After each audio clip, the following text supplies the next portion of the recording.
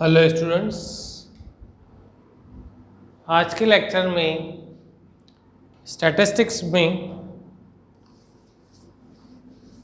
Linear correlation chapter में जो है हमने इंट्रोडक्शन इसके पहले वाले लेक्चर में देखा था, समझा था सारा।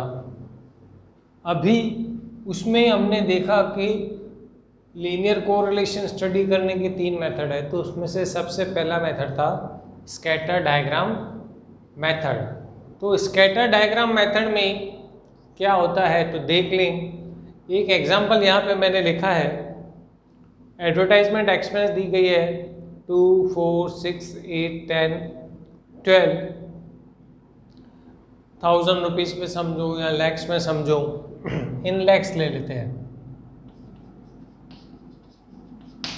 सामने सेल्स दी गई है 20, 25, 30, 35, 40, 45, ये भी समझो लैक्स में है।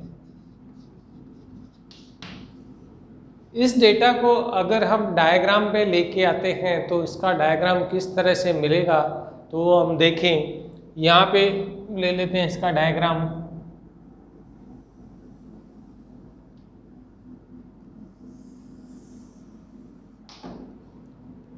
यहाँ पे लेंगे एक्स एक्सिस पे एडवर्टाइजमेंट एक्सपेंस,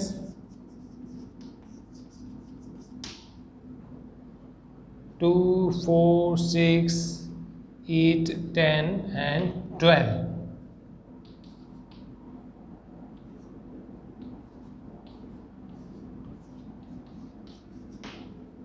वाई एक्सिस पे लेते हैं सेल्स,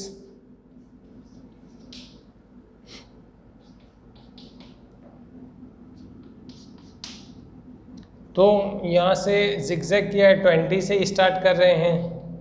20, 25, 30, 35, 40, 45, 50। अभी ये डेटा जो है ग्राफ पे प्लॉट करें हम तो when advertisement expense is 2, sales is 20, 4 पे है 25, 6 पे है 30,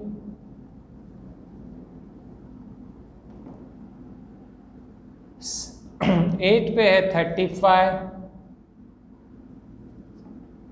फिर 10 पे है 40 एंड 12 पे है 45। तो अभी सारे डॉट्स देखोगे आप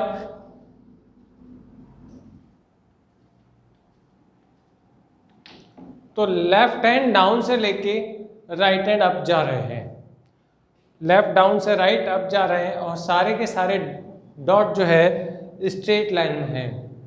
तो जब भी दो वेरिएबल के बीच में कॉज एंड इफेक्ट रिलेशनशिप हो और उनका अगर हम ग्राफ ड्रॉ करते हैं, सारे डॉट्स जो है लेफ्ट डाउन से राइट अप जा रहे हैं और एक ही स्ट्रेट लाइन में है, तो उन दोनों वेरिएबल के बीच में जो है परफेक्ट पॉजिटिव कोरिलेशन होता है।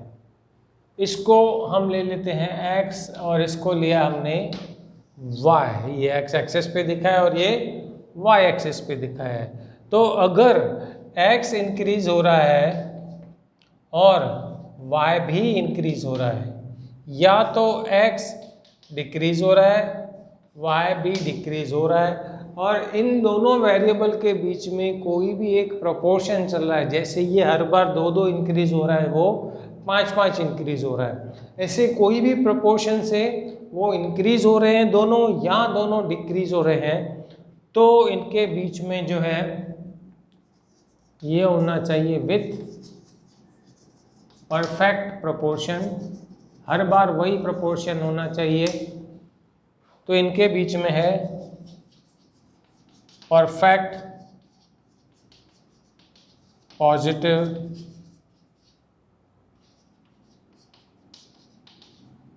Correlation, perfect positive correlation. But अगर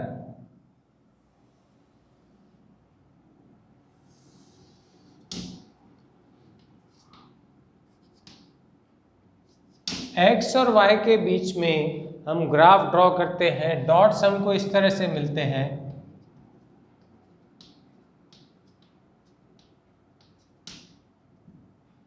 दोनों जो है स्ट्रेट लाइन में नहीं है बट स्ट्रेट लाइन के आसपास है।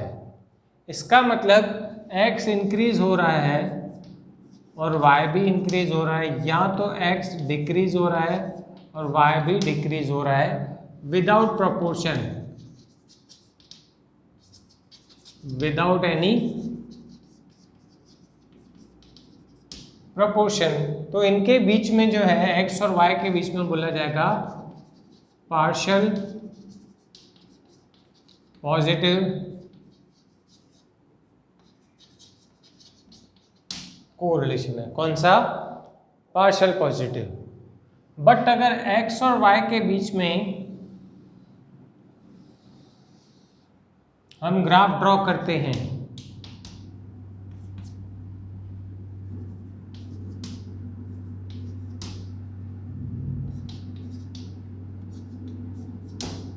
और वो ग्राफ इस तरह से सारे डॉट्स जो है प्लॉट हो रहे हैं,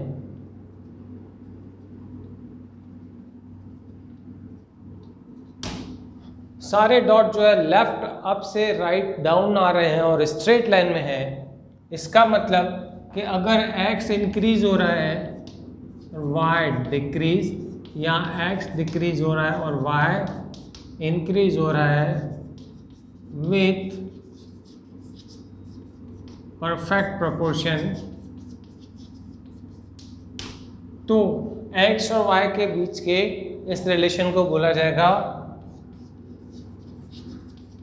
परफेक्ट नेगेटिव कोरिलेशन।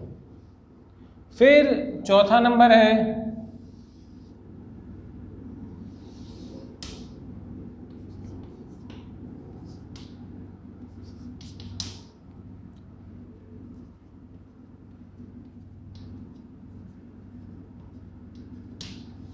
x और y के बीच में सारी डेटा के जो है वो हमने ग्राफ पे प्लॉट कर दिए और डॉट्स जो है वो स्ट्रेट लाइन में नहीं है बट किसी स्ट्रेट लाइन के आसपास है, लेफ्ट अप से राइट डाउन जा रहे हैं।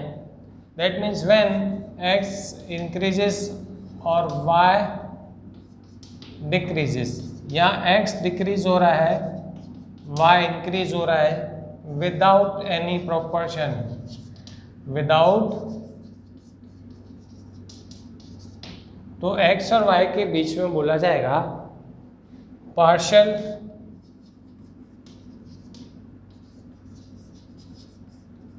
नेगेटिव कोरिलेशन है। इसके बाद अगर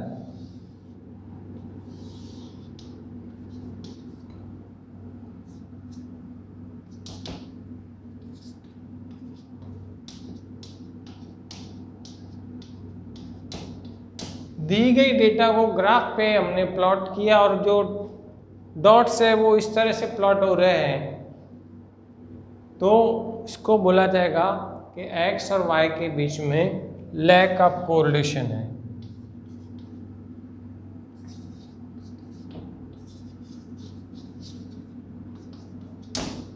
x और y के बीच में दूसरा कोई रिलेशन हो सकता है बट कोरिलेशन तो नहीं है। तो इस तरह से x और y के बीच में या तो परफेक्ट पॉजिटिव कोरिलेशन हो सकता है, या तो पार्शियल पॉजिटिव और परफेक्ट नेगेटिव और partial negative, otherwise lack of correlation. Next lecture में अभी जो दो मेथड है उनके हम सीखेंगे सम्स।